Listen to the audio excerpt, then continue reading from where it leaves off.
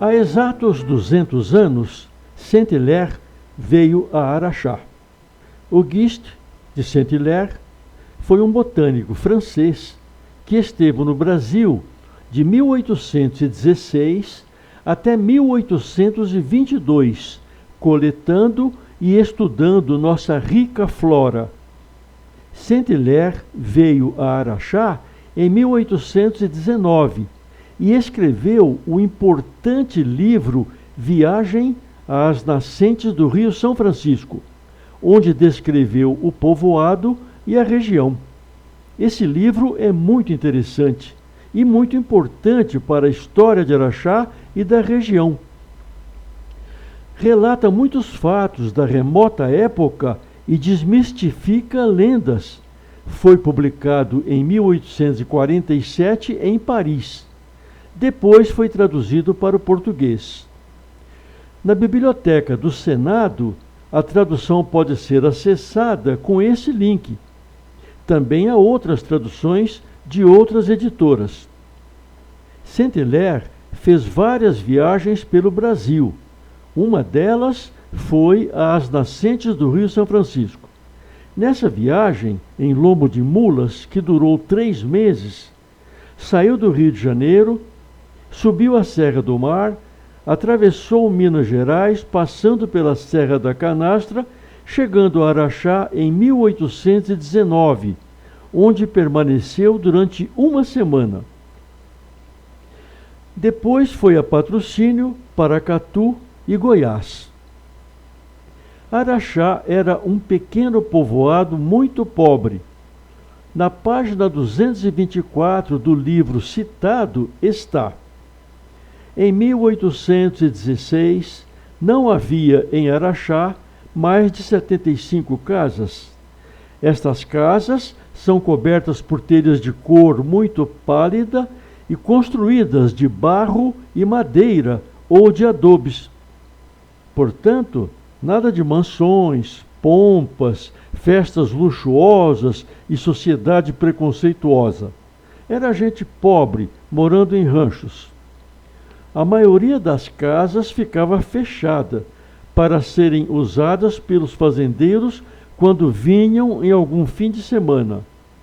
Muita prostituição por causa do incessante trânsito de tropeiros que levavam o gado a salitrar no barreiro. Esse é um mapa presumido de Araxá em 1820. Foi elaborado a partir de mapas antigos existentes e das informações históricas em livros, documentos e no próprio terreno. Saint-Hilaire fala sobre o povoado. Vê-se em Araxá uma praça alongada, muito larga e regular.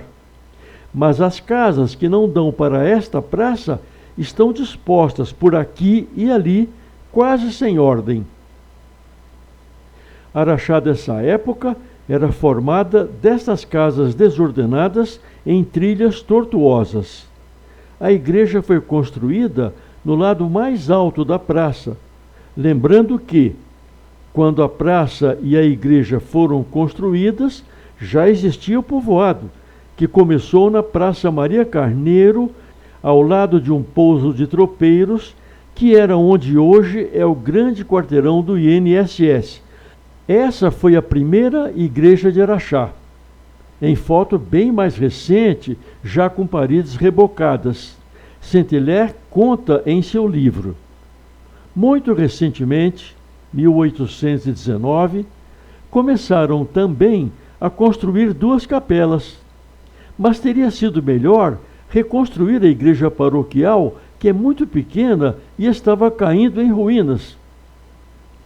Portanto, em 1819, havia apenas uma igreja em Araxá e que estava em ruínas. O povoado era pobre, com 75 casebres, a maioria fechada. Mas começavam a construção de 2 novas igrejas, que são a de São Sebastião e a de Santa Rita. Portanto, São Sebastião é posterior a 1819. A igreja de Santa Rita era na atual Praça Maria Carneiro e depois foi demolida.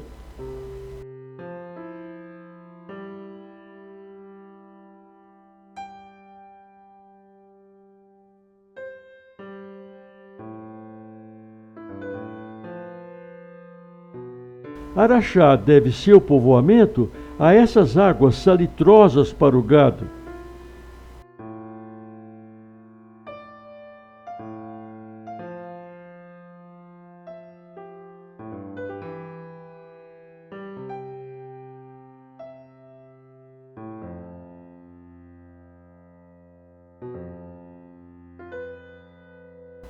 Um passo vale 80 centímetros.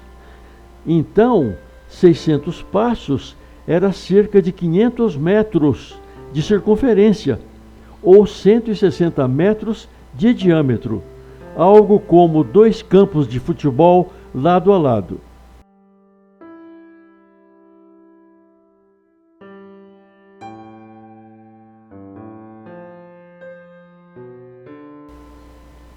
A água brotava onde hoje é a lama da fonte de água sulfurosa.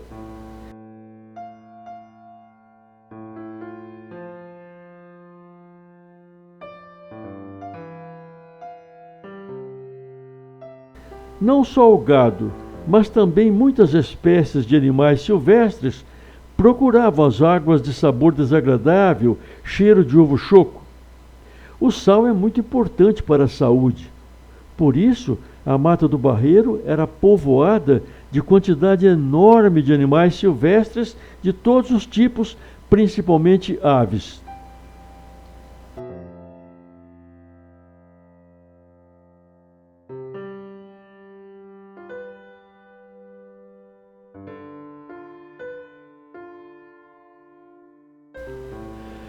O gado era trazido de até 10 léguas de distância, que são 60 quilômetros. Era um trança-trança de gado para cá e para lá, de longas distâncias, convergindo para o Barreiro, desde o rio Quebranzol, incluindo as regiões de Perdizes e Ibiá. Tudo pela necessidade do sal para o gado. Por isso, surgiram vários pousos por todo lado. Por essa época, Araxá era a capital do sertão da farinha podre. O povoado em si era precário, com suas 75 casas rústicas, mas havia riqueza e poder nas fazendas. Araxá exercia hegemonia sobre todo o Triângulo e Alto Paranaíba, que constituía a Campanha do Araxá. Foi por isso que Araxá não trouxe para Minas apenas o seu jugado, trouxe todo o sertão da farinha podre em 1816. Os estudos de Saint-Hilaire sobre a flora brasileira se constituíram em enorme contribuição à ciência. O material recolhido por ele continha um herbário com 30.000 exemplares de mais de 7.000 espécies, sendo mais de 4.500 consideradas desconhecidas.